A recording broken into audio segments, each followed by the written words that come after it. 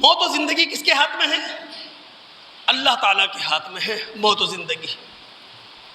اگر میں یہ سمجھتا ہوں کہ جناب موت آئے گی 70 سال کی عمر میں، 80 سال کی عمر میں، یہ میری بہت بڑی بھول ہے۔ روزانہ مجھے موت آتی ہے، بلا ناغہ مجھے موت آتی ہے۔ یاد رکھیے قرآن کے اندر موت بمانے نیند ہے، اور کئی مقامات پر اللہ رب العالمین نے نیند کو موت کہا ہے۔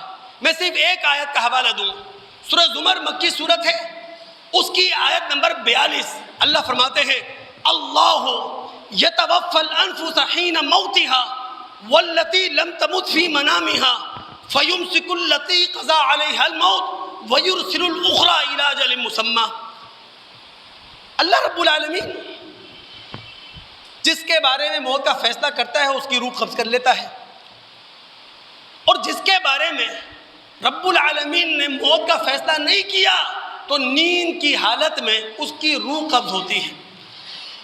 پھر ہم سو رہے ہوتے ہیں، رب العالمین کہتا ہے فیصلہ ہمارا ہے، ہم چاہیں تو سوتے ہوئے آدمی کی روح دوبارہ پھونک دیں، اور چاہیں تو جو روح سوتے ہوئے آدمی کی ہم نے قبضے میں لے لی ہے وہ اپنے قبضے میں رکھیں اور یہ بندہ مردہ رہے۔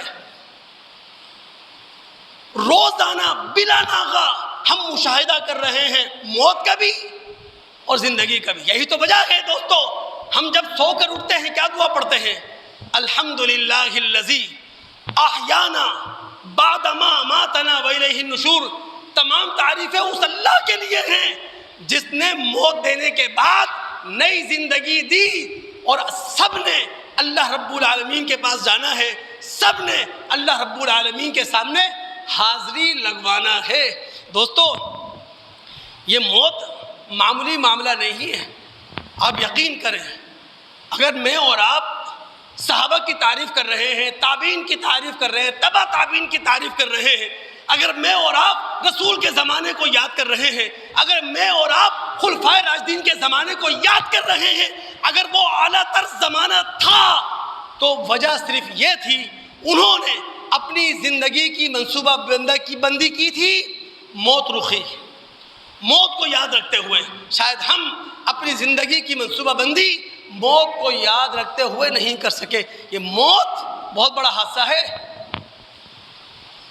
امریکہ کی ایک ٹینس اسٹار مارٹینا 55 سال کی عمر میں معالج کے پاس گئی چیک اپ کرانے کے لیے۔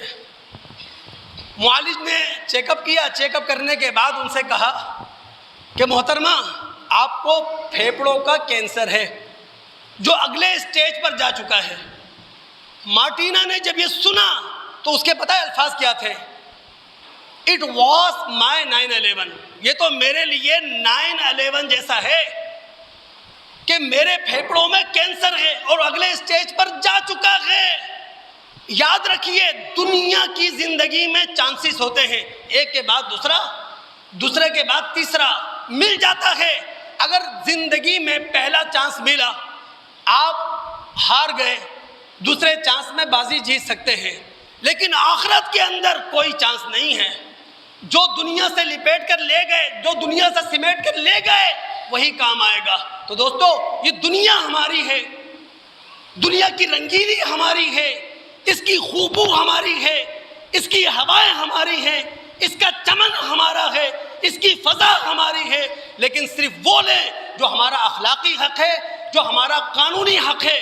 محمد الرسول اللہ صلی اللہ علیہ وسلم اپنے صحابہ کے ساتھ خندق کھود رہے ہیں، خود خندق میں اترے ہوئے خندق کھود رہے ہیں، صحابہ مٹی اٹھا کر باہر ڈال رہے ہیں، اور نبی علیہ الصلوۃ والسلام جب صحابہ کو دیکھتے، جب صحابہ کے پاس سے گزرتے تو ایک ہی بات آپ کی زبان پر ہوتی، اللہم لا عیش الا عیش الاخرہ۔ اللہ اگر زندگی ہے تو وہ آخرت کی زندگی ہے، اس کے علاوہ کوئی حقیقی زندگی نہیں ہے۔ حقیقی زندگی وہی ہے، دنیا کی زندگی آخرت کے مقابلے میں زندگی کا ایک قطرہ ہے۔ اللہ تعالیٰ سننے کی بات سمجھنے کے بعد عمل کرنے کی توفیق عطا فرمائے۔